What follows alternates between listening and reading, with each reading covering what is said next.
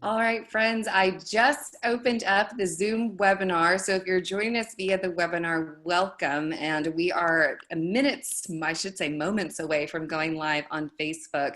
So I'm going to give it just a minute or two for our Facebook family to be able to tune in. If you are joining us on Facebook, welcome today's kickoff event. Please feel free to share this video with your networks from your organization's page so folks can tune in. We will get started in just a moment. If I could have all my wonderful speakers just say hi to everyone before we switch gears to our presentation. But we are so excited to welcome you to Central Texas today. We'll get started in about 30 seconds. We want to make sure that folks on Facebook can tune in. But again, thanks for being here today. We'll get started in just a moment.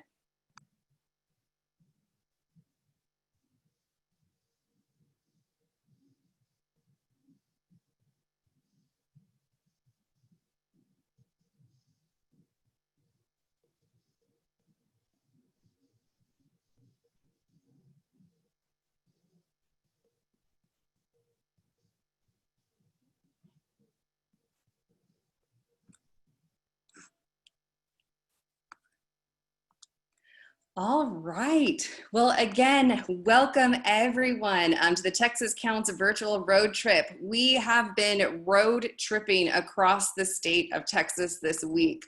On Monday, we headed to the East Texas and Gulf Coast. On Tuesday, we went down south and visited our friends in South Texas in the Valley. On Wednesday, we went out west to visit our friends in West Texas, the Permian Basin, and the Panhandle. Yesterday, we were up in North Texas, my hometown, and now we have finally arrived to my chosen home here in Central Texas. So excited again to welcome you to the Texas Counts virtual road trip as we celebrate our friends in Central Texas and the Hill Country and the amazing work that they have been doing to promote the 2020 census.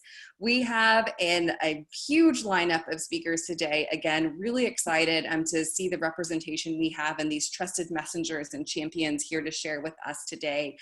But first, we're going to set the stage. We are going to hand it over to Dr. Lila Valencia. If you tune in for our Texas Counts weekly update, chances are you have heard Dr. Lila Valencia talk about the self-response data in our state. She has amazingly pulled the data just for Central Texas and the Hill Country. So again, she's going to set the stage for us, and then we're going to pop right into our speakers. So again, welcome everyone to today's kickoff event. Thank you for tuning in. Please feel free to share this video on Facebook, and let's get started.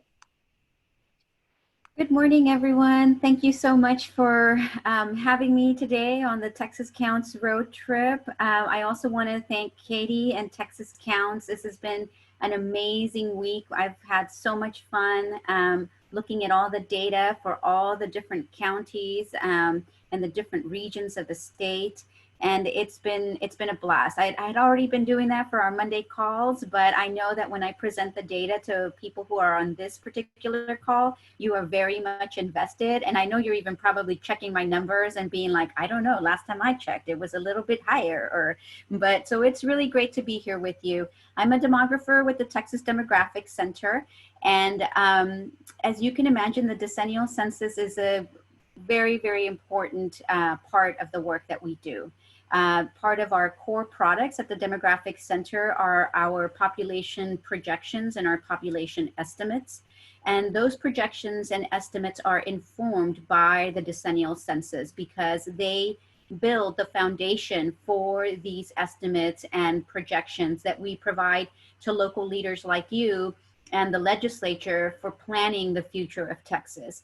And so we are very much invested in making sure that we get a complete and accurate count of Texas, because when we go and meet with you and present these data to you in the future, we want to feel confident that we are providing the most accurate data that we can provide to you.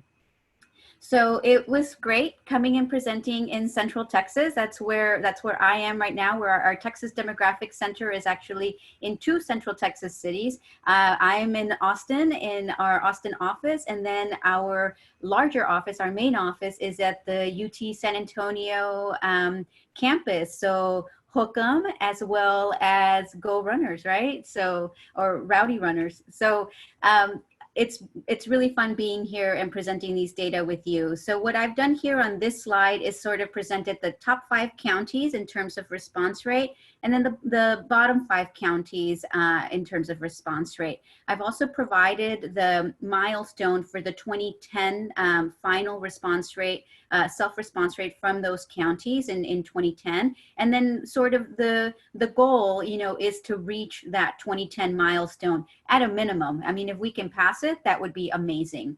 And I want to put these numbers in reference because right now, 61.7% of households in the whole country have responded to the decennial census, and that's households, right? So this is not a count of people yet or a percentage of people, but it's the number of households that have been invited by the Census Bureau to participate in the decennial census and the percentage of those that have responded. By comparison, Texas is at 56.4%. So we still have a little bit of a ways to go. Our 2010 final response rate was 64.4%. And so we are a good 8 points away from reaching, 8 percentage points away from reaching that milestone. We have counted 6.8 million households. And so we see those numbers, those rates move very slowly for the state of Texas because we have such a big denominator, but we know that you're doing amazing work in your individual areas. So let me share with you, Williamson County is in the lead with 65.3% response rate, followed by Guadalupe, Comal, Kendall, and Travis County.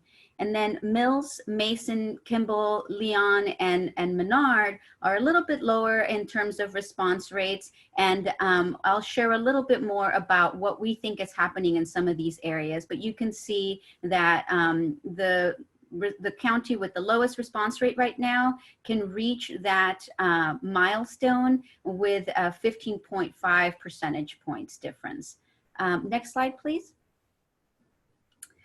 On this slide, I want to share with you how we're doing in terms of rankings. I'm really excited that Mayor McClendon is joining us today. He is the mayor of Mountain City, Texas. Mountain City, Texas has been in the lead of all Texas cities for a few weeks now. And they're doing an amazing job. If you don't know where Mountain City, Texas is, Mountain City, Texas is close to Wimberley. And I drove by there the other day when I was going over to the river. And I was so excited. I was like, that's where Mountain City is. Yes, amazing. And so they are at 88.5%. And I'd love to challenge the mayor to see if he can get us to a full 90% before the non-response follow-up begins in the state of Texas. Rockwall County, Fort Bend, Collin County, these are, of course, suburban counties that are in the lead. They're suburban counties to the Dallas-Fort Worth area and the Houston area. But you can see that Williamson County is ranked 5th out of all of the Texas counties. Then Guadalupe County is tied for 7th right now at 65.0 with Parker County. This is a Dallas suburban county, so that gives us an opportunity for a little competition there between Guadalupe County and Parker County. Next slide, please. So we were looking at the lower response rate counties in the Central Texas and Hill Country area. And what many of these counties have in common is that they have a significant update leave universe. So this means that the Census Bureau actually has to physically drop off a packet at these households' doorsteps because they are in areas that are much more rural. They don't receive regular street style address mail at their locations. And so they have to receive an actual packet from the Census Bureau. The Census Bureau had to suspend their update leave operations because of COVID restrictions, and they actually didn't resume this operation until May 25th in many of these counties, and in some of the counties that are listed on in the Laredo area census office until June 1st.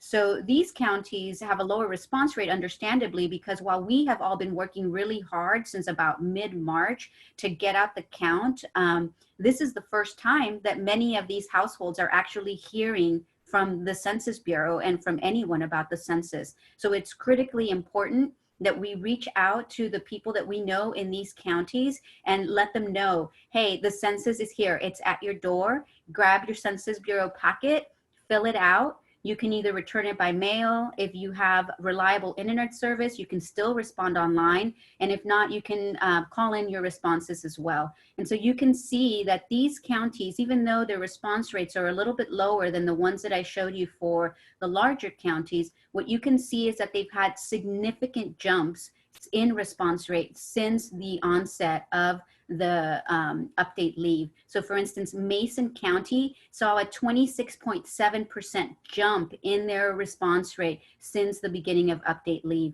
Menard County saw 15.5% jump in their response rate. And so we know that we can get those response rates moving. We just need to get the word out to these areas. Next slide, please. And then I wanted to end just by showcasing the response rates for the largest cities in Central Texas and the Hill Country area. Right now, what we see is that San Antonio is in the lead, 58.4%. I'm sorry, not in the lead. I listed them in terms of population, but among the larger cities right now, Georgetown is in the lead with 68.9% response rate. San Antonio, of course, is at 58%. Austin is, just a little bit ahead of them. It's 60%. Round Rock is doing great with 64%. Pflugerville at 67%. So we see that we have some really great response rates. And when we start looking at our response rates relative to other large cities, because San Antonio and Austin are among those large cities of over 500,000, Austin is actually tied for 17th, and San Antonio is tied for 24th. So we're not doing bad in terms of our response rate, but we're proud Texans and we want to make sure that we can boost those response rates even higher. I also want to challenge Austin and San Antonio because Austin is tied for 17 with Oklahoma City. And I know that Austin can at least be 16 for sure. And so I want to encourage that competition with Oklahoma City. And then San Antonio is actually tied for 24th with Nashville, Tennessee. So I encourage you to kind of keep an eye on their response rates, help that to motivate you. And then I also want to just let you know that the CUNY Hard to Count map that I know many of us are very, very familiar with now has a really interesting data point. You can go in, look at your county, you can look at your census tract, whichever geography you're working with, and it will tell you how many individual households you can reach every day to get to your 2010 goal but before the end of July. And so many of these places just have to reach about 2.5 households a day. And so that's really doable, even though this seemed like a really formidable task, and it is. We always knew that counting Texas was going to be a challenge with its diversity, both geographically and demographically. But this new CUNY tool is really helpful, and I encourage you to take a look at it so that you can set that daily goal for your area and really try to reach those 2010 milestones. And I think that's all I have, Katie. Thank you for having me. Thank you so much, Lila. And I love those challenges out to Austin and San Antonio. You have officially been challenged. I know Austin can beat Oklahoma City, and I'm very confident as well that San Antonio can beat Nashville. I mean, it just makes sense. We should definitely make that happen. Again, thank you so much for joining us today, Dr. Lila Valencia, and sharing that very important self-response data with us. Now, we are so excited to shift gears because we, again, have so many amazing speakers from our Central Texas area. And the first speaker that I would like to welcome to today's kickoff event is Mayor Kyle Dever from the city of Waco. So welcome, Mayor. Thanks so much for joining us today. Thank you, Katie. It's an honor to be here with so many great Central Texas leaders. Thanks to everybody who is joining us today. I want to talk just a little bit about Waco.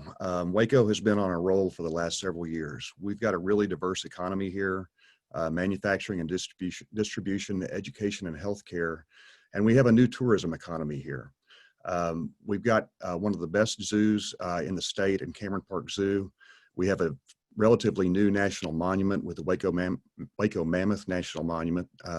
These are Columbian mammoths that were over 14 feet tall in many cases, just giant animals that roamed this area. We have a revitalized downtown and Riverwalk, including our historic suspension bridge, which is right behind me.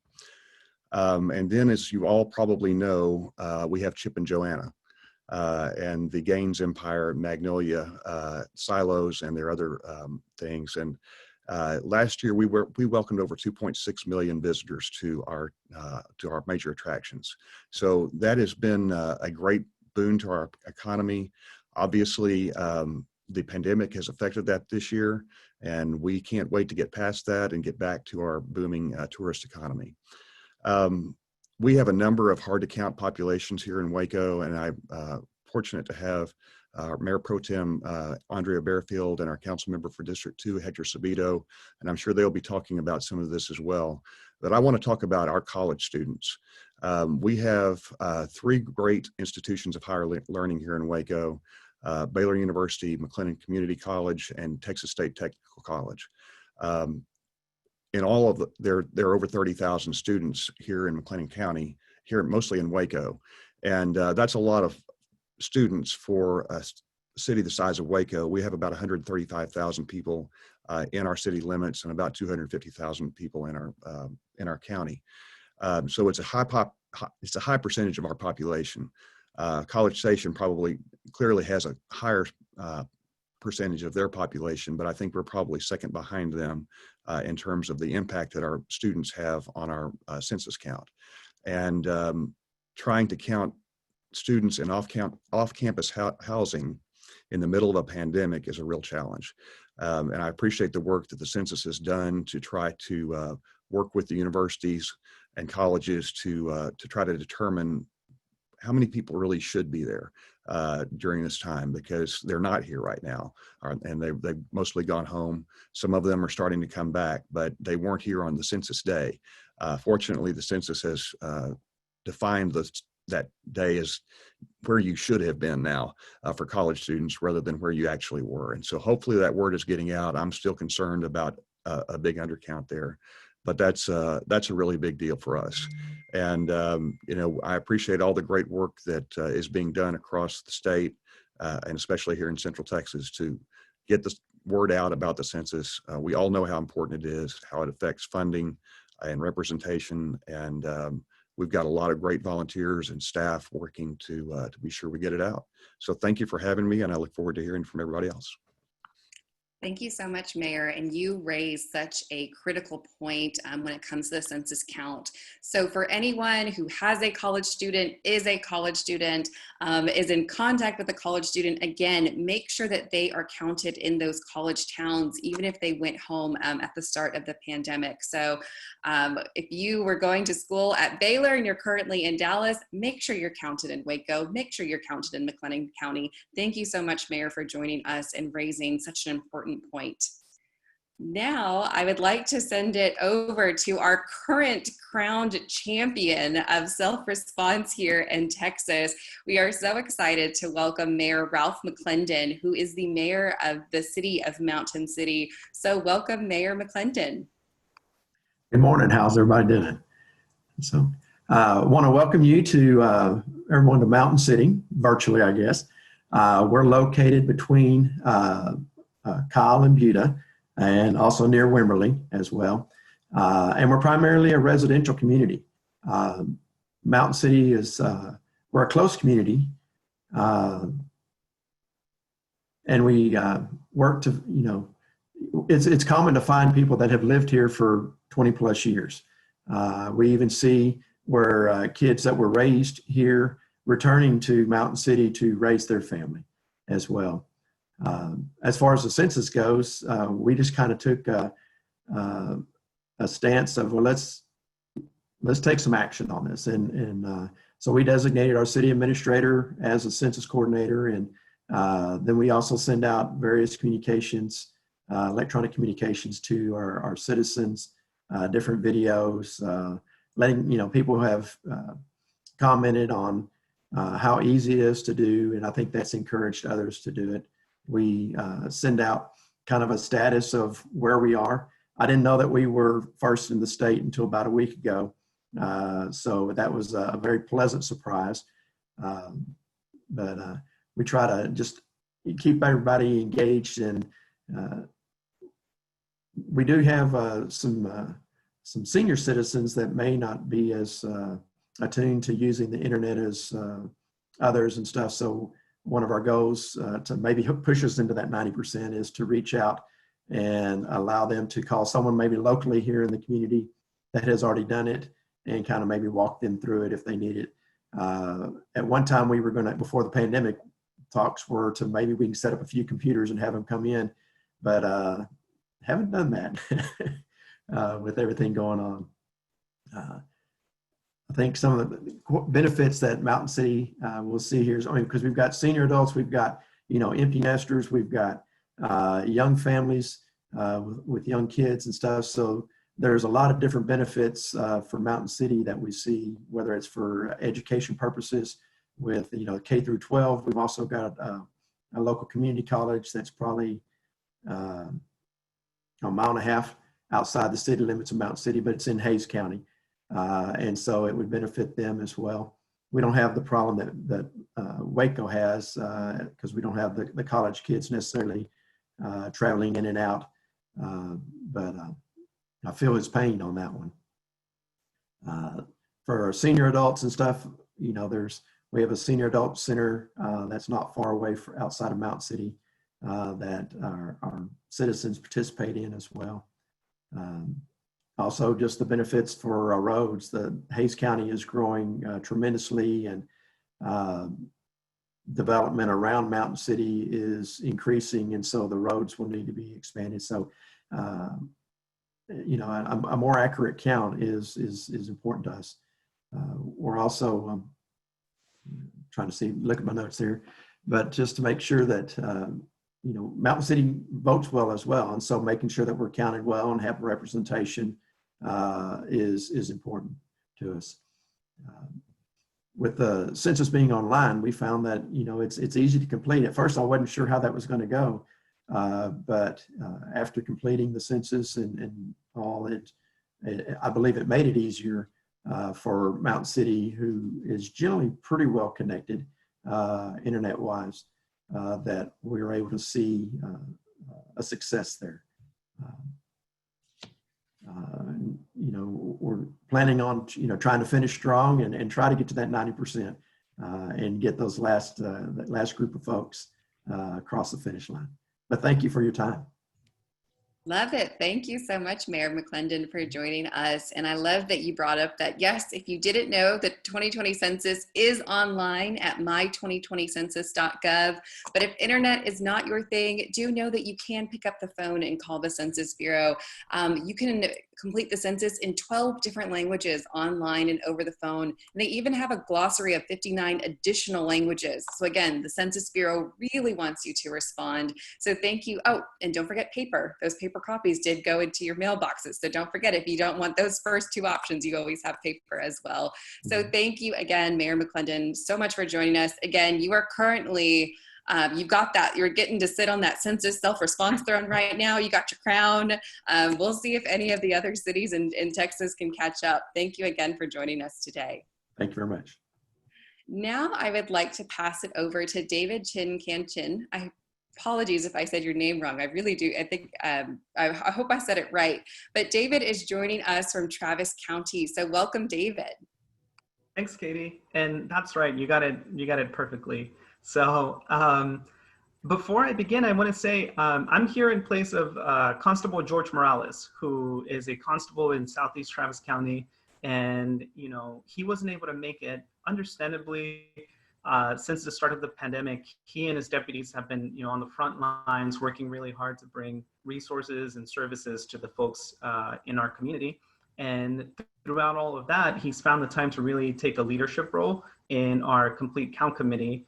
And, in anything that we do, we're out distributing food, we're out distributing masks and gloves, we're including census information with that and a census card.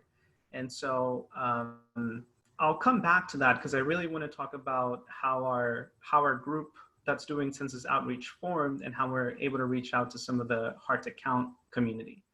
But before that, I want to say welcome to Southeast Travis County. Welcome to Austin, Texas.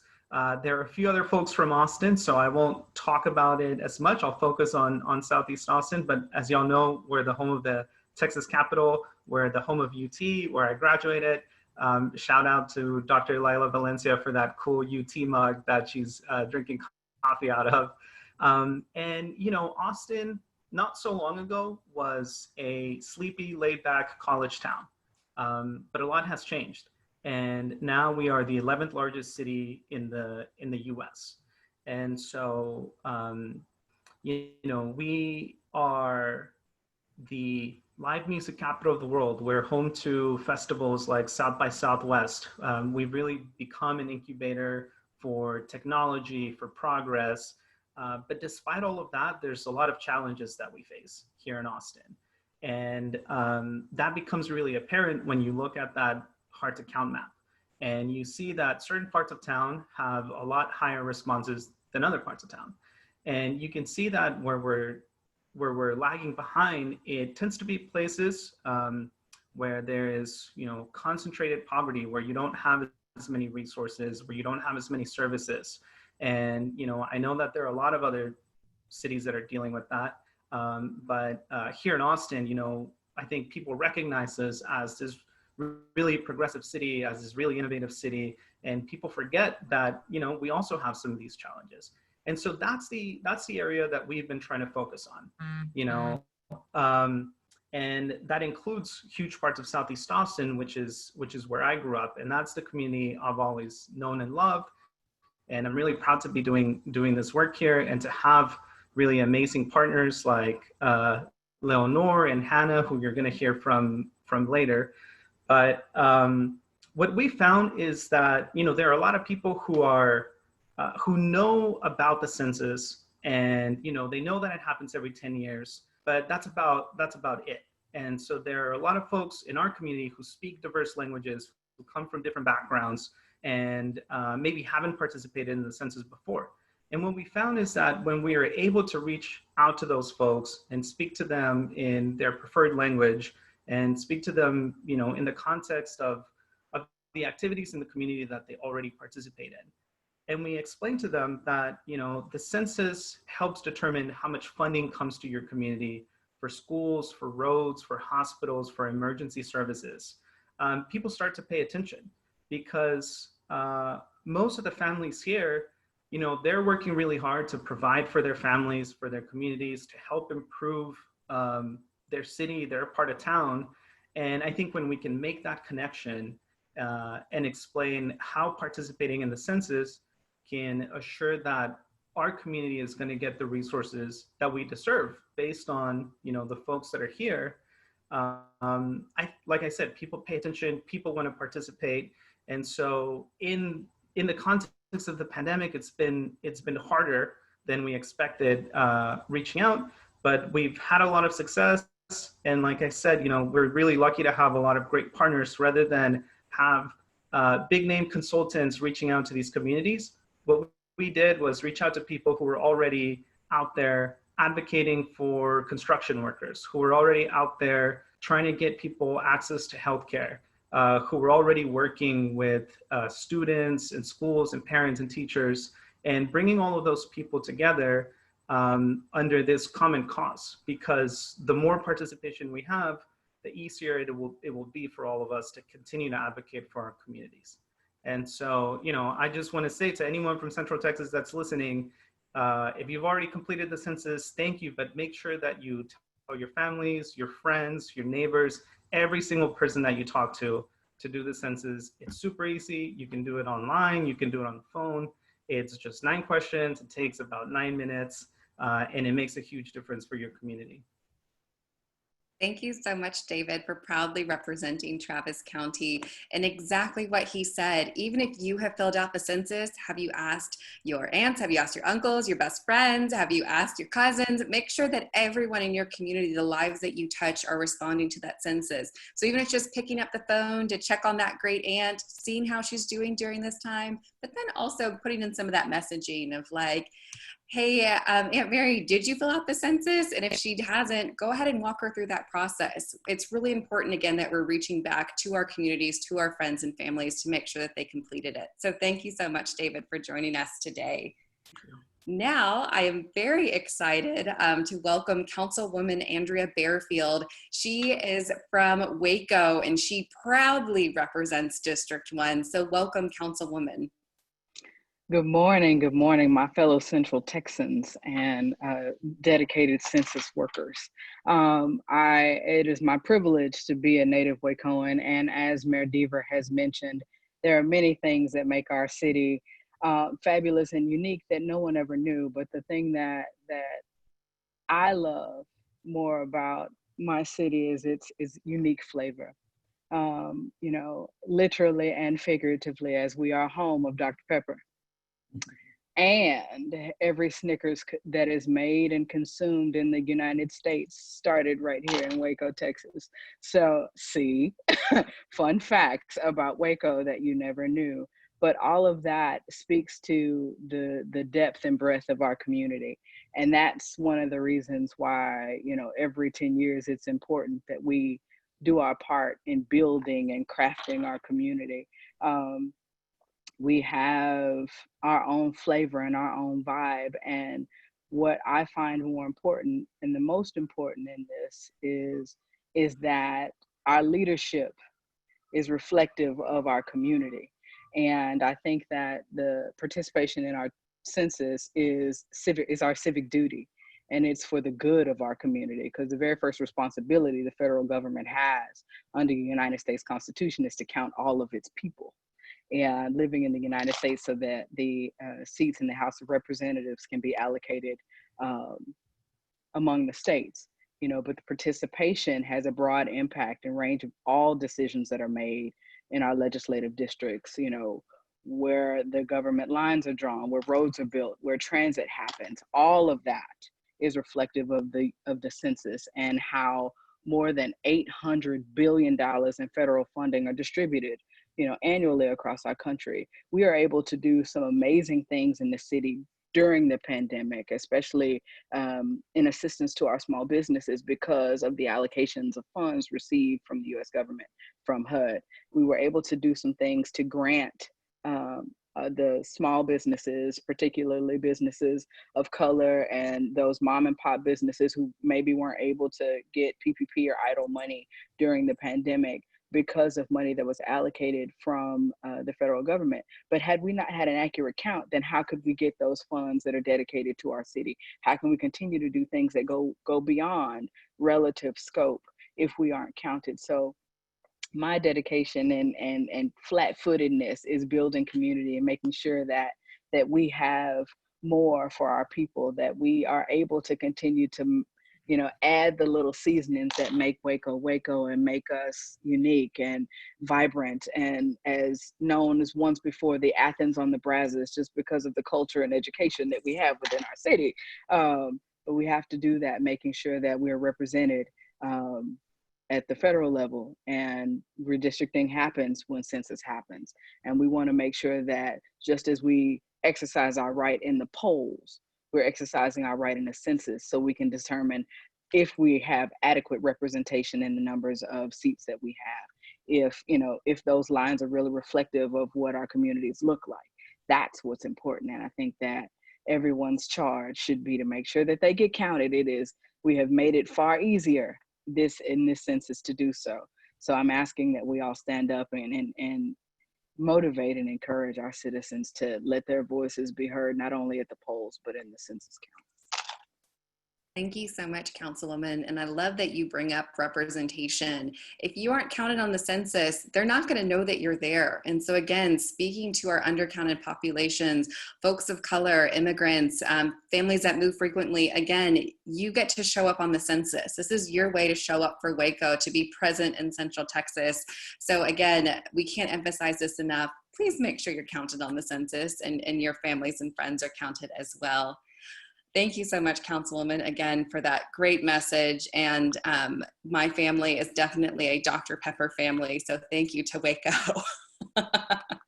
Now I would like to pass it over to Judge Felton, and he proudly serves as the county judge for McLennan County. So welcome, Judge Felton, to today's kickoff event. Thank you. Appreciate you inviting me to be able to talk a little bit about our county. Our county was established formally in 1850, and despite what the mayor of Waco might tell you, I was not the first county judge in 1850, but I'm proud to be the county judge right now. This is a great community. It was established actually. The reason why people accumulated in this area was because it was a fertile area. The Brazos River ran through here. We have both prime river bottom land, as well as right to the west of us was prime hunting land. So early on, the early settler, the Indians had settled in this area, and then business people came in here for the fur trade, and then it expanded and later on became famous for the quality of the land to be able to grow cotton. And at one time, cotton was king in McLennan County. The county has experienced good growth. In fact, we're really excited about getting what the final numbers are on a very accurate census count to where we are currently. This is a tool we use to attract businesses to come into our community, as well as individuals. We have a lot of great wholesome qualities in this community, and primarily because of the people that are here. We have a very diverse population, as well as a diverse economic base, where many counties only have 3 or 4 industries that make up over 10-15% of the economic impact. We've got 6. So it puts us in a good position. Also, being on I-35 has been a great advantage for us as well. And kind of going back in history again, one of the things that caused this area to be attractive to settlers is this was the crossing for the Chisholm Trail, which moved cattle primarily from Mexico and South Texas, traveling up to Kansas to the grass country up in northern Oklahoma, Kansas, and the Dakotas. And so that's some of our famous landmarks here is our designation of the Chisholm Trail coming through here. We've like I mentioned, we've experienced some good economic growth here, and I think it is due to our community not being so large you can't get around in it, yet it's large enough that it has most of the qualities that people that won't settle here can enjoy.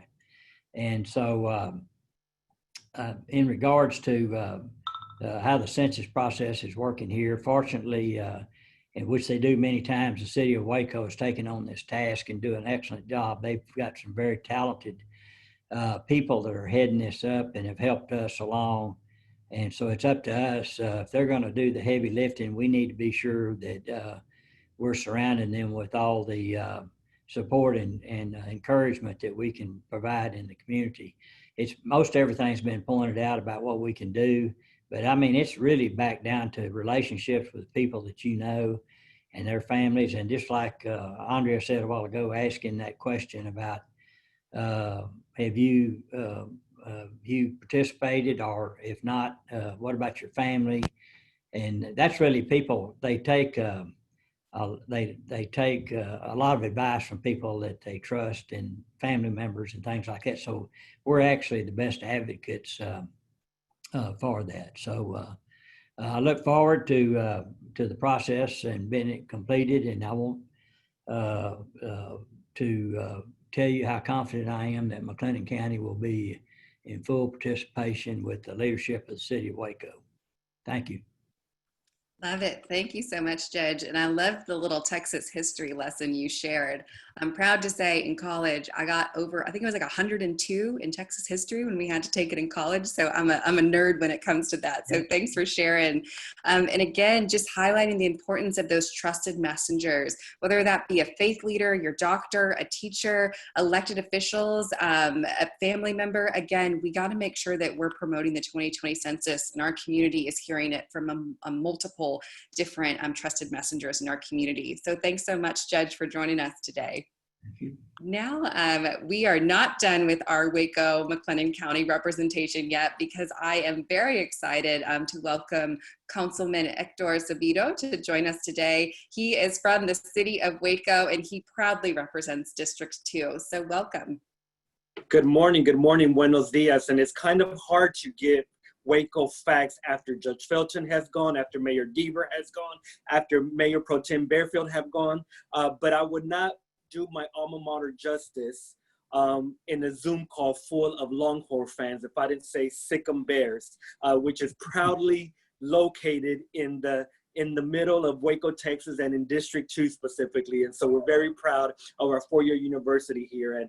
And it is so wonderful to be among so many highly respected individuals, not only in our community, but all over Central Texas. We have been very excited about the census and have been busy doing the work since 2019. One of the driving points for us, as I'm sure it is for many communities and cities in Texas, is that we have a high Hispanic and high immigrant populations. So one of our tactics has been to making sure that we are reaching out to the immigrant community, the Spanish-speaking community, to let them know that the census is a trusted source. It is not going to be shared with immigration or ICE or government. It is something that it is okay for you to take, and it is done in your own language as well. So you can do it in a language that you understand, and that has been a driving force. And we try to get that message out not only via social media, but also with in partnerships with the local Spanish TV stations and the local Spanish radios, and making sure that population as possible can know that the census is safe. And we need it to help provide for public infrastructure and public transportation and public education and public health care as well. In 2020, that has been a year different from any other year that we've seen in a long time, especially with COVID-19. We're very fortunate that we have the hospitals and the health centers here in our community that have supported with this pandemic. And should we face another one, we want to make sure that the funding is there for our healthcare, to have the staff, the equipment, the space to make sure to take care of our citizens. And so I'm very grateful for the partnerships that we've had, not only at the city level, but at the county level with Judge Felton and under the leadership of Mayor Deaver. And so I can honestly say that what makes Waco unique, if I might say so myself, is that it's rich. And it's when I say rich, I mean rich in diversity, rich in culture, rich in art, rich in entrepreneurship. And I think that's what makes our community and city and county different. The people that makes Waco and McLennan County is what we love about it. It's that Southern hospitality that we like to show. But most importantly, we have all joined arm in arm to make sure that we get the word of the census out. And so I'm very excited, even more so proud to be from Waco, Texas, that Waco is still home for us. And we're excited to see the growth. I remember when Waco wasn't the place to be, or we were known for other things in Waco besides the great things that we're known for now. And I love to see the 180 edition of where we're currently at, and are excited to see the growth. But it's very important and essential that every single person in our community takes a census. So thank you so much for the time and the invitation this morning. Of course, Councilman, and thank you for your passion and pride for Waco. And I will say Baylor too, even though I'm also a Longhorn. But love it, love the pride for your community. And yes, as a reminder, on the 2020 census, there is no citizenship question. So whether you're a citizen, non-citizen, you deserve to count. You are part of our communities. We love you, we see you. We want to make sure that you're counted on the 2020 census. So thank you so much, Councilman, for coming and sharing with us today. Now, we know our elected officials are so important to help us get out the count, but we also know that there are a lot of census leaders and champions in our communities from different sectors. And so really excited to welcome a lot of trusted messengers on the call who are doing amazing work in the community. And first, I would like to start with Miss Melanie. She is the co-chair of the community-based organization and faith-based subcommittee in San Antonio, Bexar County, and she also serves as the chair for the Persons with Disabilities Task Force. And I'm not done introducing her because she also serves as the Executive Director for Disability SA. So welcome, Melody, so much. Thank you so much for joining us today.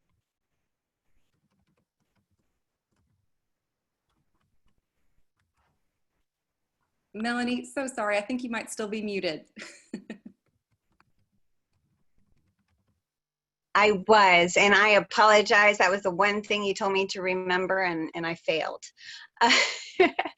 But welcome to the beautiful city of San Antonio, proud home of the San Antonio Riverwalk and the Alamo.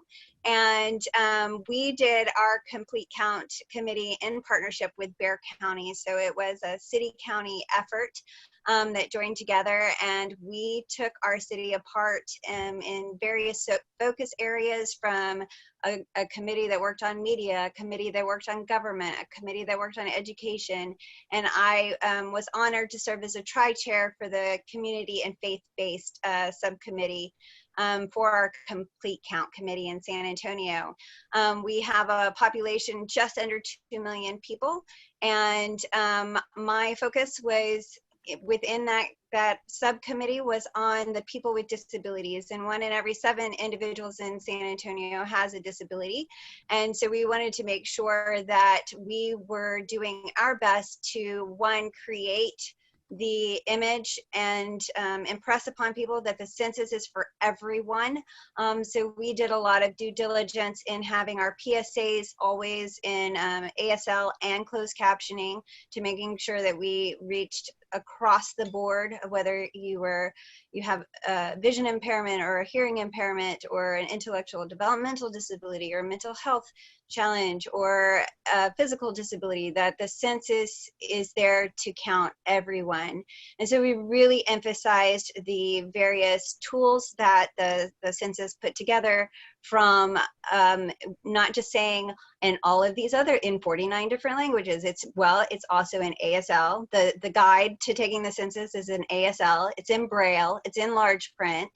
And that you can text, or you can get online, or you can pick up the phone and call, and just really emphasizing the accessibility of the census for everyone to participate.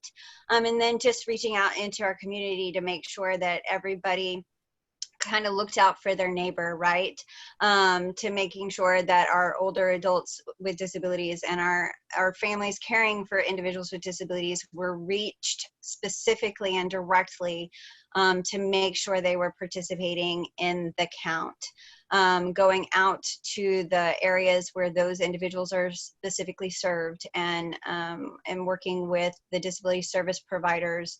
We had several convenings of the disability community to come together and talk about the barriers to being included in the census, and worked towards addressing those barriers, from a hearing person approaching the door of a person who had a hearing disability, and what do you do, and how do you communicate that you're there to help, and those types of issues. Or the people living in rural communities where they may not get a radio announcement, or they may not be able to hear the television protocol on now is the time to do the census if you're using a PO box and weren't going to get the mailer to your door.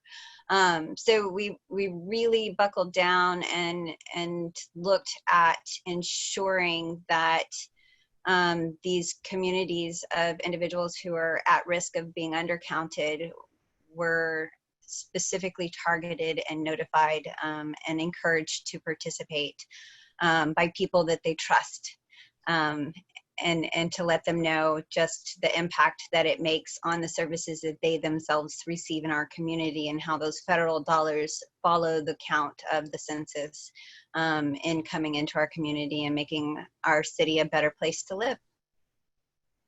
Thank you so much, Melanie. And one, thank you for being such an advocate for the census, but also to folks that are with disabilities. So thank you so much for your work. And yes, thank you for pulling out that when we do say that there are 59 languages, we are talking about them being in Braille in large print as well. So thank you again for highlighting that and the amazing work you're doing in San Antonio and Bexar County. Thanks so much for joining us today. Now I would like to pass it over to Hannah. Hannah is a census champion from the Austin area and helps lead the Austin Asian Complete Count Committee. So welcome, Hannah. Thanks, Katie. And it's really my honor and privilege to be here with all of you, with all of our census leaders and champions in Central Texas. So I am in Austin, Travis County as well. And welcome, first of all. And one of the things that have really struck me as a fairly new Texan, actually, I've been here for 4 years now, is just the diversity of the landscape here, the beauty. And I also, coming from a colder climate, have actually really enjoyed the heat. And so I think coming from Chicago several years back, I think like my body is still sort of thawing from the cold, the many winters I've spent in the Midwest. But I'm so thankful to be here. Austin has been a really particularly formative place for me. As David mentioned earlier, this is an immensely growing city with both longtime residents as well as new transplants like myself. And I do really sense that cosmopolitanism is a huge part of the fabric of this city. And I've been so inspired and moved by people in our community coming together to take more ownership for the future of our community, and especially community leaders who are advocating for the historically marginalized communities, as well as the folks that are hard to count. Before I speak about the work that we've been doing for the Austin Asian Complete Count Committee, I do want to mention that we're very much a part of a larger task force of complete count committees here in Austin, Travis County. So we're just so proud to be working alongside and in coalition with the Latino Hispanic Complete Count Committee and the Black African American Complete Count Committee, the LGBTQ+ Complete Count Committee. And we also have leaders from AISD, which we'll hear from Leonora later.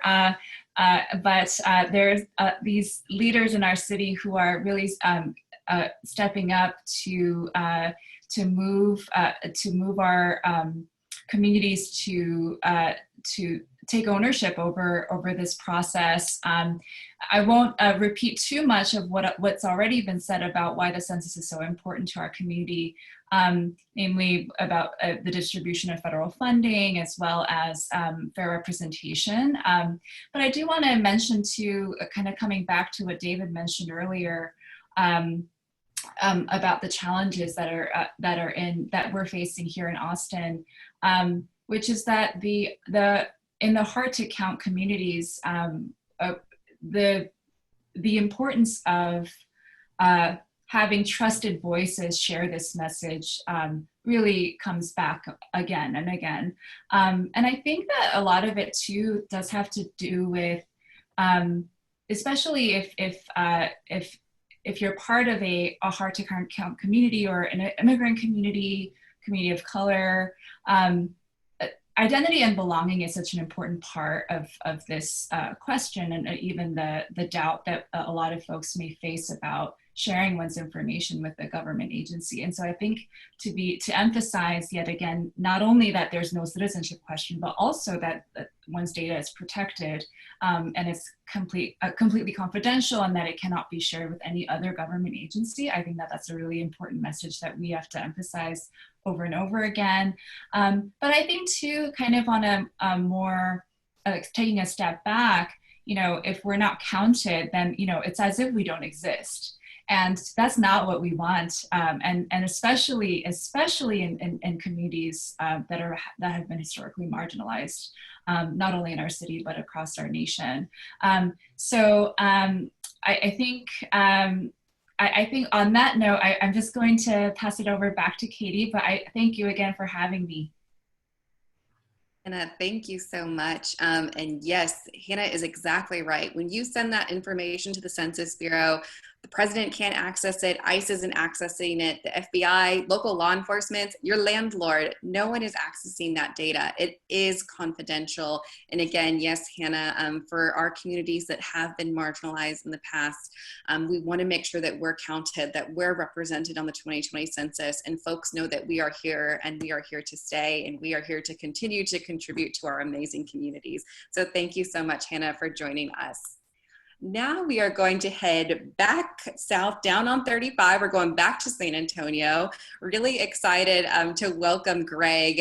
He serves as the Complete Count Committee Chair for the LGBTQ Committee and Task Force, proudly again representing San Antonio and Bexar County. So welcome, Greg. Good morning, everybody. I'm going to throw everyone for a little loop here and just say Boomer Sooner. To all you Waco and Austin and UT and, come on now. So I am the chair for working with the LGBTQIA population here in San Antonio, as well as the homeless population. So I work for Thrive Youth Center. We're the only LGBTQIA emergency shelter in San Antonio, working with youth 18 to 24 that are experiencing homelessness. So we manage through our outreach, and that has seriously been impacted by the COVID pandemic. But we're still making those outreach efforts. And the way that we're doing that is we have to be creative. Everyone that was doing curbside pickup at restaurants within the LGBT community, we put census cards in. For some of the fundraisers that are happening during Pride Month with Serial Killer Sweets and Bakery Lorraine, we ask them to put census cards in there so that the population is understanding that someone that they trust is giving them the information to participate in the census, and that is very vital. It's that handoff that happens sometimes.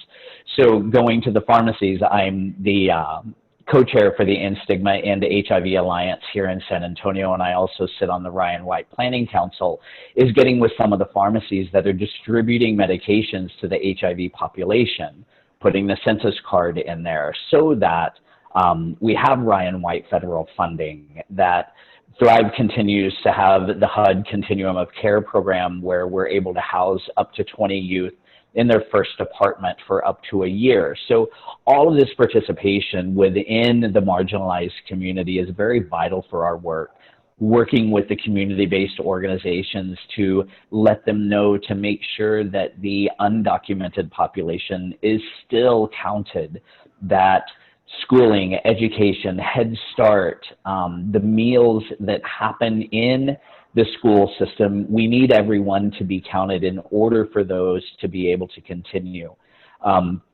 We work on partnering with other organizations. There is an online app that is Queer BFF, and it's a mentoring and support application. So we were able to partner with them where they are blasting census information to all of their membership nationwide, but focusing here in San Antonio.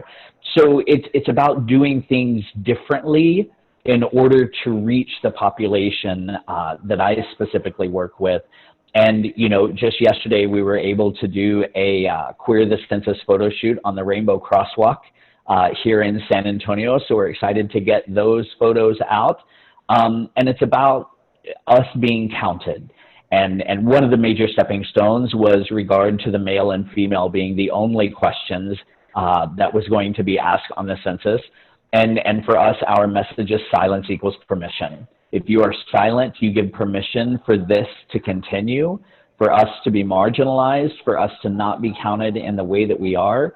And the way that we get over that, that specific hurdle is simply by saying, choose the option that best fits you today. When you are completing the census, what best fits you today? And making sure that we're there and that we can answer questions, we can guide anyone with regard to how it impacts them and how it impacts their community and their neighbors.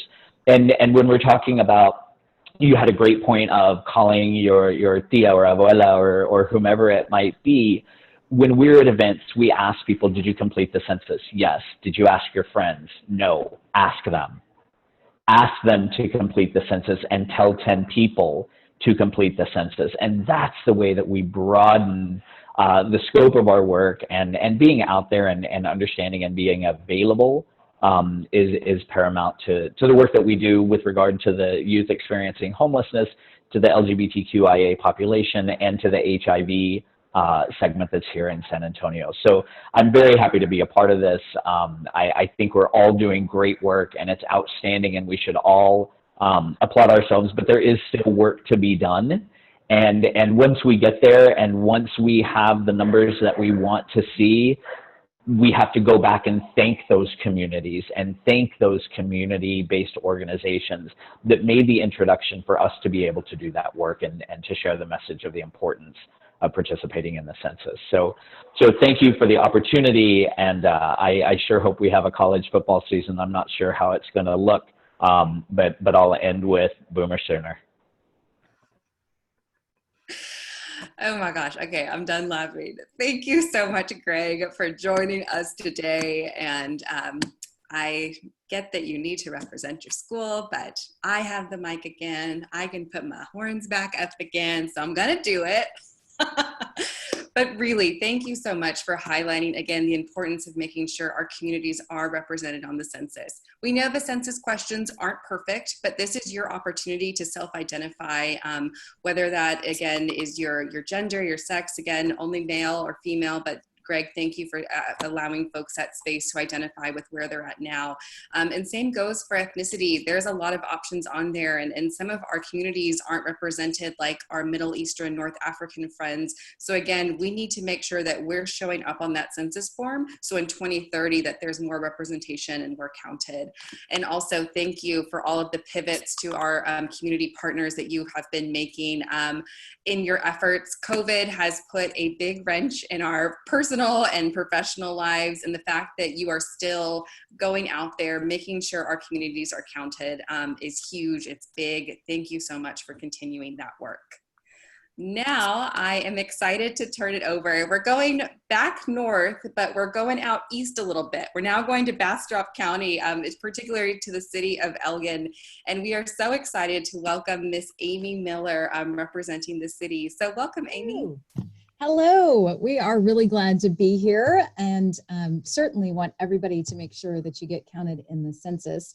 It's had a really great impact on Elgin, and so we want to share with you some of the fun touristy things about our town and the things that the locals love and people should come visit so that they can enjoy as well.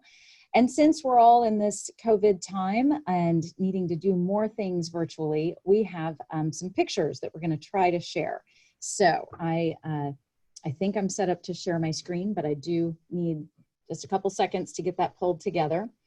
Meanwhile, I'll try to keep talking about Elgin. We have, I don't think I can actually do both at the same time. So.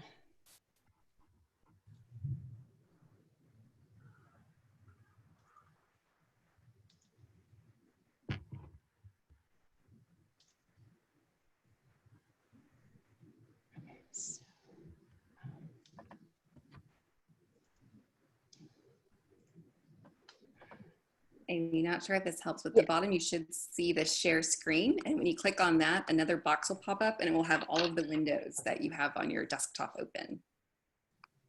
Got it. Thank you. I think that worked. I hope you guys are looking at a picture of historic downtown Elgin now. Yes, we got it. We're here. All right, great.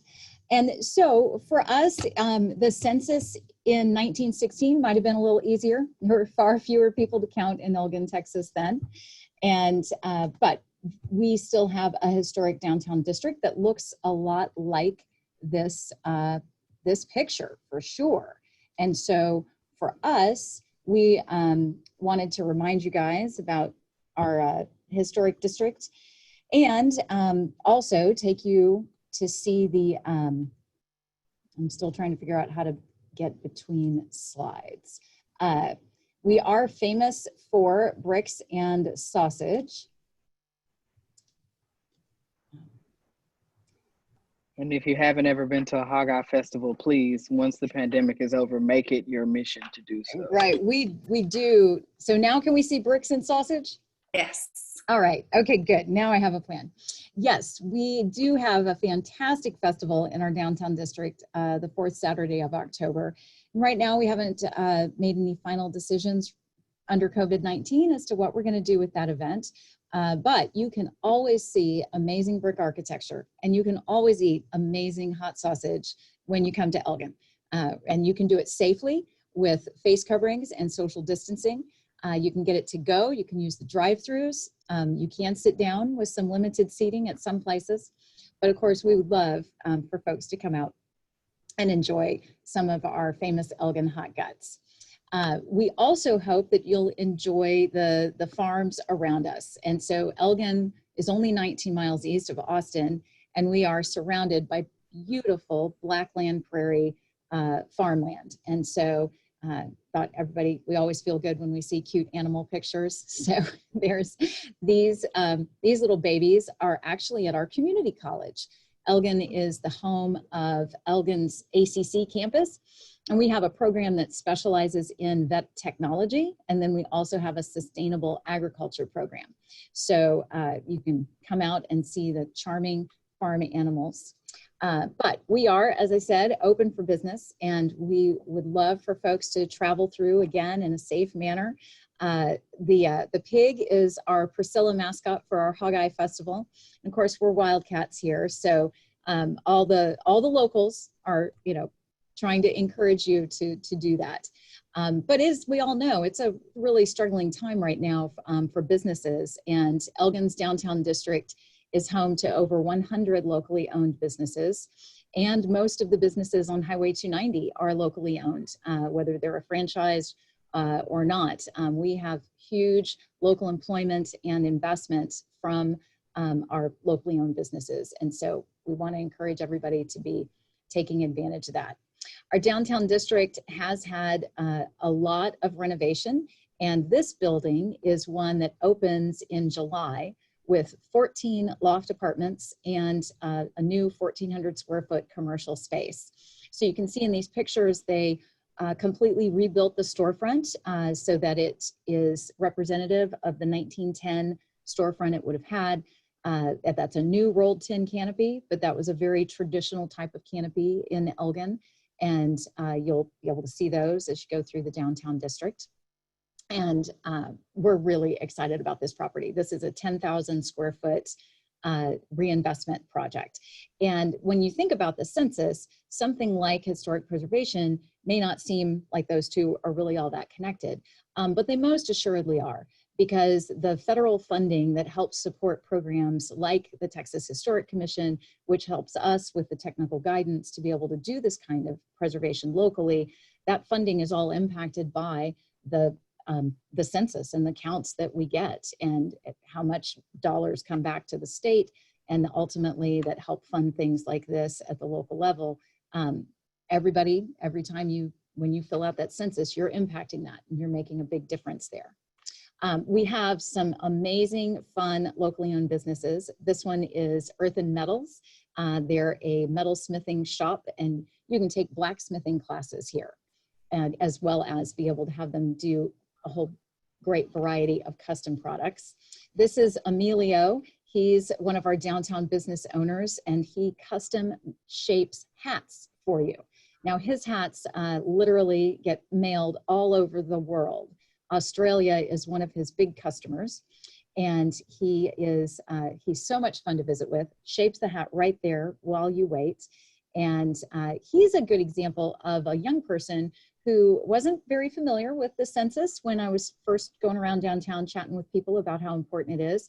And he's been a really great champion for us of helping to encourage people to take a minute and be sure to reply, no matter how big or small your household is. And so on our part, you guys have all been sharing great information about the census. We do focus in Elgin on the impact it has on redistricting and the representation that you have at the state and federal levels. And we also look a lot at the money that comes back to our community, the programs that it helps support, the services for our school district and our families, and those sorts of things that we cannot provide that level of support locally on our own. Elgin is a very diverse community, and we have a very high percentage of low-income families. And so our school district sees a lot of demand for additional services, meal programs, after-school programs, and they do a really outstanding job of meeting the needs of our families and therefore supporting our community with a future strong workforce. But they need the support from the state and federal government to do that. And as we know, but I'm hoping that the community that's listening to us is finding out, the census drives all of that, and it directly impacts the dollars that are going to come back to your community and help you be able to have the programs and services that you need. It also has a huge impact on business development. And so those local businesses that I was talking about, many of them did look at census data to decide whether or not to open in Elgin or whether or not to expand in Elgin. And the same is true in every other community. And when big corporations are looking for locations, when franchises are talking about what they're going to do, they're all looking at that census data. And so it's critically important for us to be getting all of our family and friends and encouraging them to apply. So here's another great example of what answering the census can do for your town. So in Elgin, Texas, we used to have sidewalks throughout our community that either looked like the one on the left or there weren't any sidewalks at all. And all of the sidewalk work that we have done over the last, I would say it's been a pretty focused effort for about 15 years. We have literally built miles and miles and miles of sidewalk across our community, the farthest west side to the furthest east. And we've done it all with grant dollars. And those dollars, whether they came through our regional planning organization or they came through TxDOT, whether it was federal, it's all federal money that filters down somehow through the state and ultimately gets to a locality. But every one of those grants was tied to the census and had scoring that was impacted by the census. And so for us, this is one of our really clearly, everyone uses these sidewalks. Many of them were built for Safe Routes to School programming, but the citizenry is able to walk and bike in a whole new way in Elgin, courtesy of projects like that. So we had a shout out to kids. I'm going to give another shout out to kids too, making sure that that we count all our babies, no matter how old they are, if they still live at home, and that we make sure we get those college kids right. And that is something that is much more challenging this year. So I was glad to hear the comments earlier related to the college kids reporting where they were supposed to be in April. But certainly very important to get our kids. And so we've got, here's one example on my part, from the oldest to maybe the youngest. In Elgin, we have a great art studio that hosts all these classes. And once we get through COVID-19, we'll be able to get together again and paint together. But meanwhile, they offer some really awesome virtual classes. And our yoga studio, Elgin Body and Shine, has fantastic virtual and live stream classes. So all of our businesses are reaching out and trying to connect with their customers and with new customers in as many virtual, interesting ways as they can.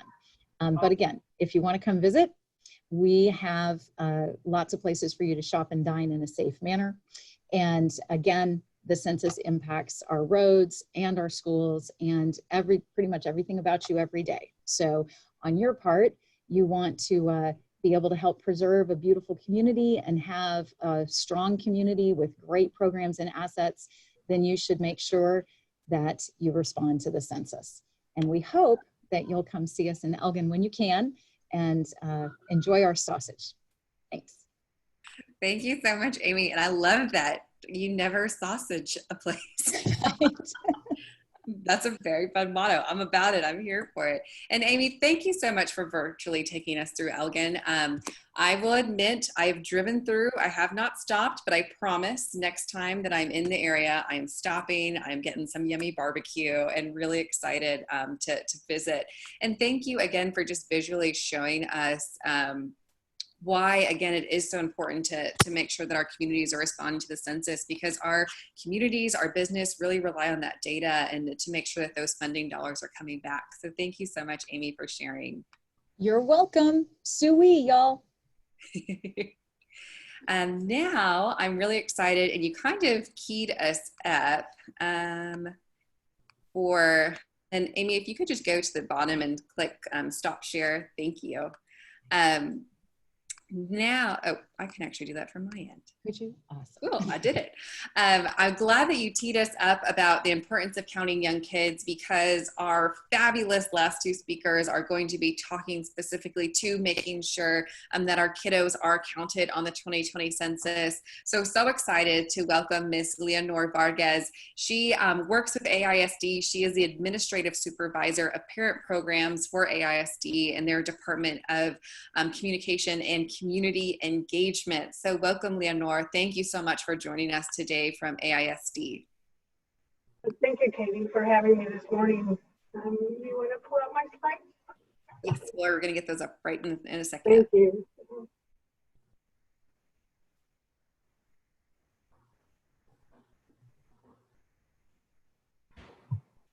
And Leonor, if you'll just tell me when you want me to advance the slide, I'll be happy to do that. Thank you. Appreciate it, Erin. So I intentionally selected this slide, Game Changers. This is something that we use in AISD. AISD is as mentioned, is a school district. We're very diverse in our community. We have 129 schools, and from all of them come from different backgrounds. We have over 100 languages that exist in our school district. So you can imagine the diversity and the richness that we have. The breakdown of our community is we're approximately 55% Hispanic, Latinos, Mexicanos, and then 29-30% white, and then almost 7 to 8% African American and then other individuals. But what makes us really unique is that we know 30% of our student population are English language learners, and then we also have a strong majority, over close to 55, if not we're increasing because of COVID, or economically disadvantaged. So that gives you an idea of the student population that we have in AISD. I chose this slide very appropriately because I knew that the individuals that I would be sharing this space with today are game changers. We're actually, all of us here that are today are creating some change in our community. There were some powerful quotes. Councilman Barfield made a comment. Her quote was, making believe marginalized people taking their place in this society and the world. That was really profound, because I think that this is what the census is about, is creating change in our community. And so next slide, please.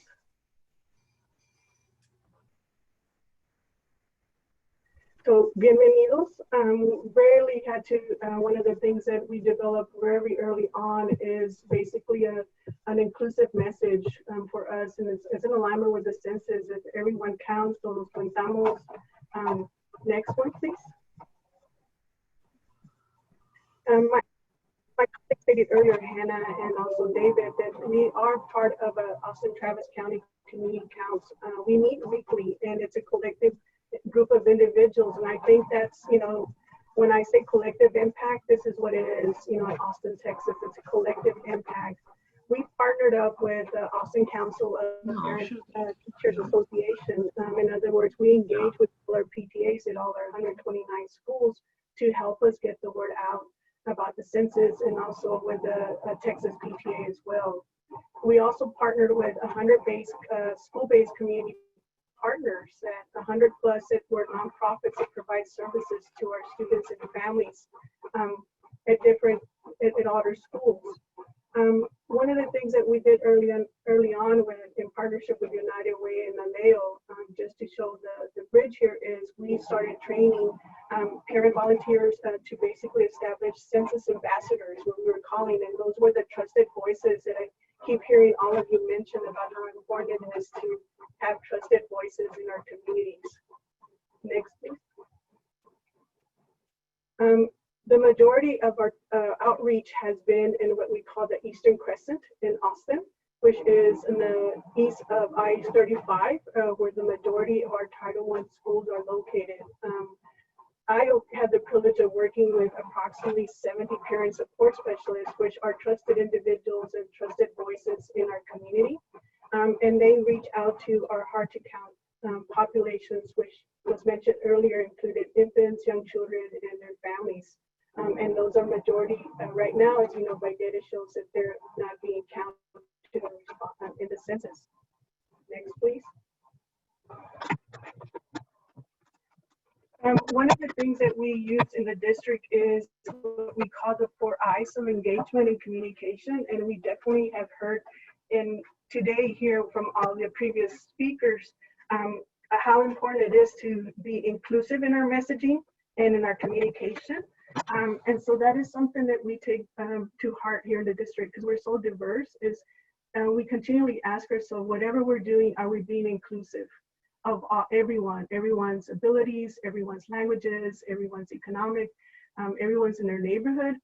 And then we also personalize it. One thing that we have done is our superintendent, Dr. Paul Cruz, sent a letter in English in multiple languages to all our families in the district, all 80,000 students, encourage them to complete the census.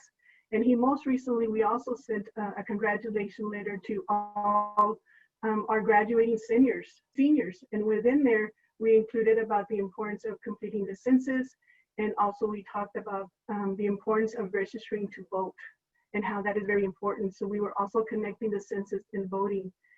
And then also we intentionally integrated our census outreach into everything across the district, from our food service and transportation, purchasing some school banners like the one you see behind me, and for all our Title I schools that promoted the census. Every time our families would drive up to the school, they would see it. We also used it, you'll see how we did it in our school buses as well. And then we also used the census school programming that was put out, I'm blocking the name right now, but it's basically a curriculum that we could use in our schools to teach the importance about the census. And then impactful, also, how impactful asking us, through our parent support specialists and our partners, are we having an impact in our work? Next, please. And this is the banner that was designed, you see it behind me. We support of the Austin Travis County and the city, we were able to purchase this banner, and you will see it now. We put it in not only on our buses, as because of COVID and when we closed down, we opened some food sites, over 70 food sites throughout our district. And so at the food sites, we have this on display. Our Wi-Fi buses that were basically sent out to communities where there was no Wi-Fi access. You also see it there on our buses. So when the buses are driving around, the families see it, and it's a continuous reminder. It's really simple, it's really basic. It's in English and Spanish. It tells how you can complete the census, gives a message about everyone counts. And for us, it's like everyone, whether you're homeless, in their East Austin, West Austin, South Austin, todos, de donde quiera. Next, please. And something we recently just did because of COVID, and we had to stop our outreach to our, doing in-person or events prior to COVID, we were basically partnering with various partners that are already here with us today. But we started a partnership with the Think Read Museum. They have a weekly family night, and we intentionally had some African American night where we invited all our African American students in our community. We had a refugee night, an immigrant night, and we also had a Gay and Lesbian Night. So we were doing that, some personalized outreach, but then because of COVID, we had to shift to digital. And so one of the things that we recently created is this t-shirt. This t-shirt, we bought over 300 t-shirts with the census. And as you can see, we created a graphic that's very inclusive of a family, that everyone counts, the census, it's bilingual. And our food service is using these, the ones that are distributing the meals to our families, because we provide free meals right now to all our families 5 times throughout the week, Monday through Friday, and Fridays we're designated as our census day. And so our food service used this t-shirt as another way to remind our families to complete the census. And so that is one thing that has been very successful, to the point where we have families asking us for a t-shirt. And we're trying to figure out, find a sponsor to buy a t-shirt for our families so they can complete the census as well. Next, please. The next, I know that lastly, this is something, just to say in Spanish, we always say thank you for your time and thank you for sharing your talents and resources with our students and families. We know that this is a collective impact, and we know here in the state of Texas, it's going to take all of us. Some of our colleagues previously stated how important it is that, we get the message out, whether we're in Central Texas, South Texas, North Texas, East Texas, because that is going to determine a lot of this for our schools. Because of COVID, many of our families are relying on some of that support services that the census funds, like the medical, the food assistance, the free and reduced lunch, funding for special education, funding for our early childhood program, funding for our medical programs that are supporting many of our families right now, and of course the roads and transportation and many more. And so, and finally, one of the things that we did to continue practicing social distance, we created this mask. And it's a men's mask, and it has the dots on it.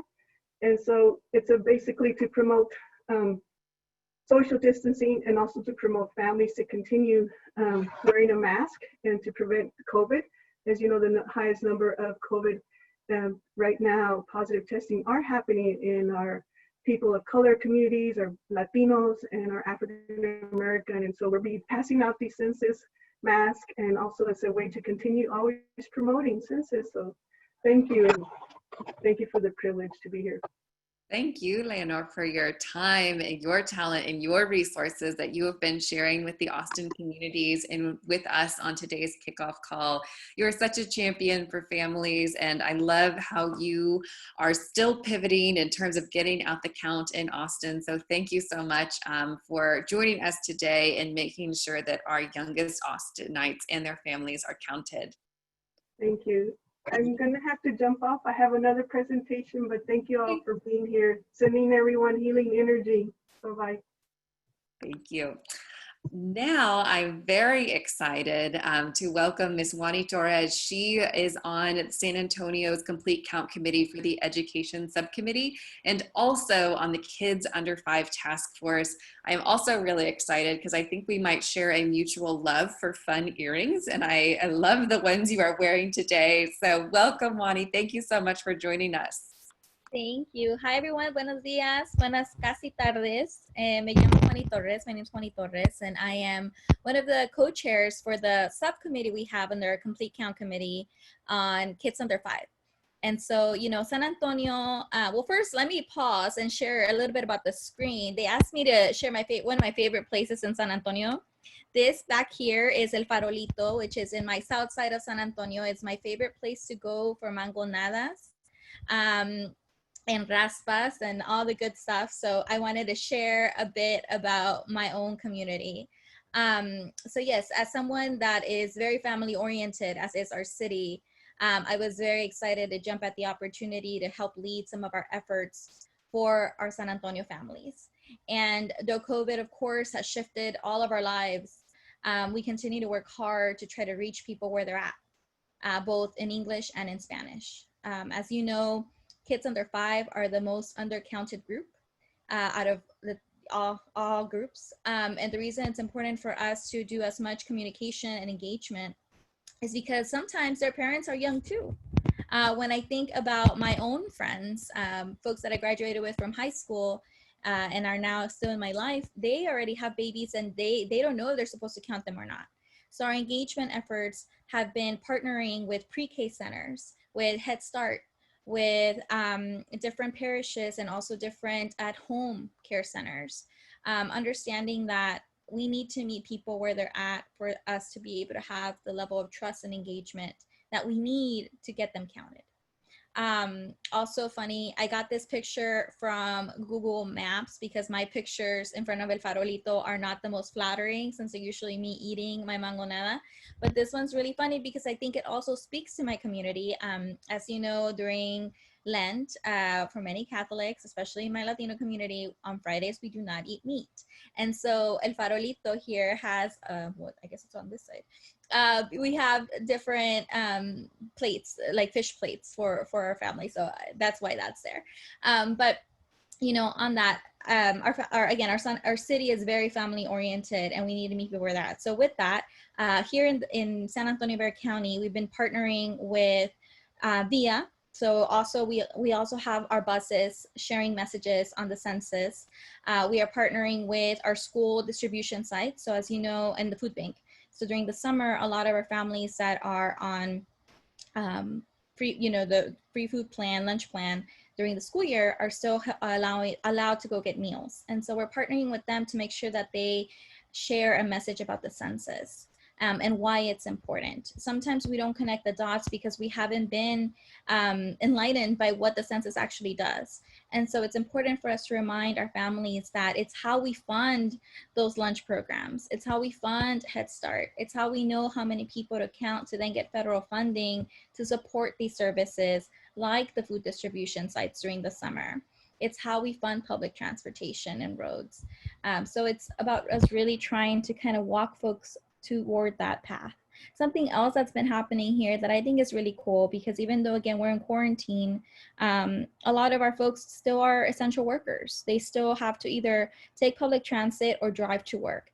And so something that in San Antonio we've done is that over 1,000 gas pumps across the city have now our census messaging at every pump, which is really awesome, because that way, one of the essential things we have to do, we have to go to work, is gas up.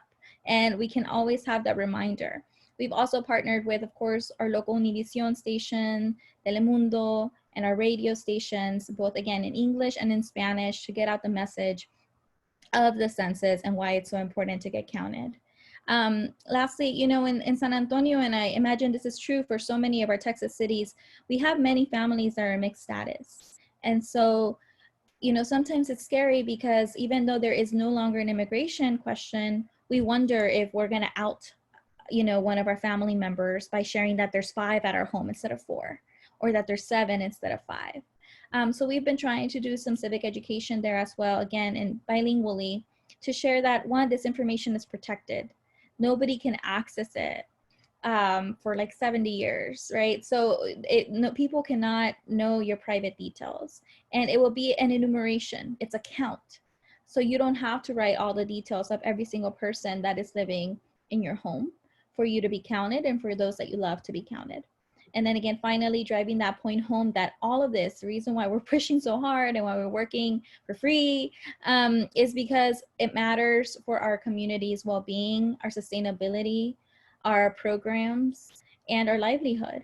I think more than ever, we realize healthcare is incredibly important. So many of our San Antonio community is uninsured.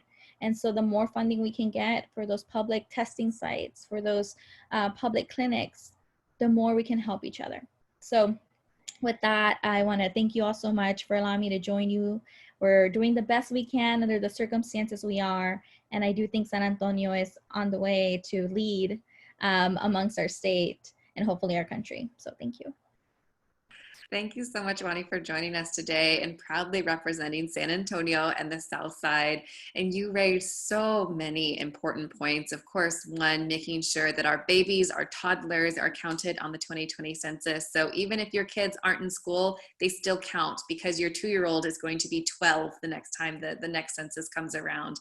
And again, for our mixed status families, it can be scary, but we want to make sure that we're counted, that we're represented here, because we live in these communities and we deserve to count.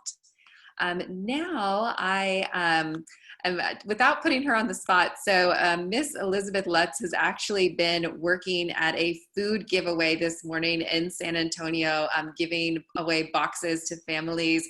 And so Elizabeth, I know that you are on now. So happy that you could join us and did want to give you some time to share out. So welcome, Elizabeth. Hi, thank you so much for having us. We are so excited of being able to be a partner in this work. I see lots of familiar faces. I said hi to Craig, hi to Juani. Just wanted to, again, just let you guys know that I'm very appreciative of the opportunity to serve our community and to raise the level of awareness about census and why it's important. So pretty much echoing everything that everyone has said. We have been providing information and food boxes to grandparents that are raising grandchildren, caregivers, kinship families, and really anybody that's coming through community that either needs assistance with completing their census, or even if they've completed their census already, having a conversation about why it was important to do it and really thanking them for doing it, right? Because I think a lot of people, at least we've heard, well, I think I'm supposed to do it, but I really don't know why. I just know I have to do it. So really encouraging them to ask questions about why it was important. And as mentioned before, even now more than ever, it's super critical that we get everyone counted, and having conversations really helps ensure that people are feeling safe, but also have that expectation to continue those conversations with our local leadership and say, hey, what's going on? How can our communities be improved? And what else can we do in order to ensure that our families are safe and secure? So we have been, again, part of the serving in support of the Complete Count Committee, ushering resources of different types, whether that be financial and providing small grants to other nonprofit partners or community grassroots organizations, giving them the funding in order for them to host activities like a food drive, an education session, a live webinar on Facebook, right? Anything that allows for us to really have that conversation to help encourage voice in community and elevate the presence of the population who we aim to serve. So again, we just are super grateful for being a part of this group, but more so we're excited about what comes next and how we continue the conversation even after the census count, to encourage people to expect the next couple of years to ensure that we are at the ready to increase counts even further. So thanks again. Thank you, Elizabeth. And I love how you are saying this is just step one in a long process of making sure that our communities are seen, they're heard, and that we're getting the resources and services and representation that we need. So thank you so much for joining us. I know this morning that you were at a food giveaway, so glad we were able to catch you. And y'all, we have made it to the end of our amazing speaker list. Wow, there has been a lot of pride and representation from Central Texas. We are so first thankful to our amazing speakers that joined us today. These are everyday heroes, in my opinion, going out into communities, making sure folks are counted, making sure folks are heard and represented. So again, a big thank you to all of our speakers, proudly representing Central Texas. If you are following along with our road trip, then you know that today we are talking about all things Central Texas and the Hill Country. And so to friends tuning in on Facebook, please make sure that you are sharing things out on social media about reminding people to fill out the census, but also you're picking up your phone and you're calling your friends, you're calling your family, you're texting them, and again, just checking in like, hey, did you fill out the 2020 census? If you are wanting to tune in with all of our great activities that we're doing today, you can head to the Texas Counts website. We are having lots of really fun events and promotions happening throughout the course of the day here in Central Texas. One, which is going to be happening in about an hour. I highly recommend, if you want to get a little bit of a sweat session in, to tune in to Zumba happening at 1 o'clock on Facebook Live. Also, another really exciting event happening at the end of today. Not sure if you heard heard, the Census Bureau was doing a big video competition, and the winner is actually from Austin, Texas. So this afternoon at 5 o'clock, we will be talking with Keaton about that amazing video he made to promote the 2020 census. So hope that y'all tune in for that Facebook Live.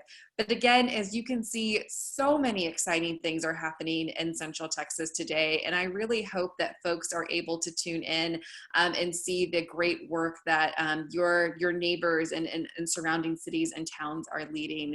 So again, on behalf of Texas Counts, wow, thank you again to our speakers. Y'all were amazing.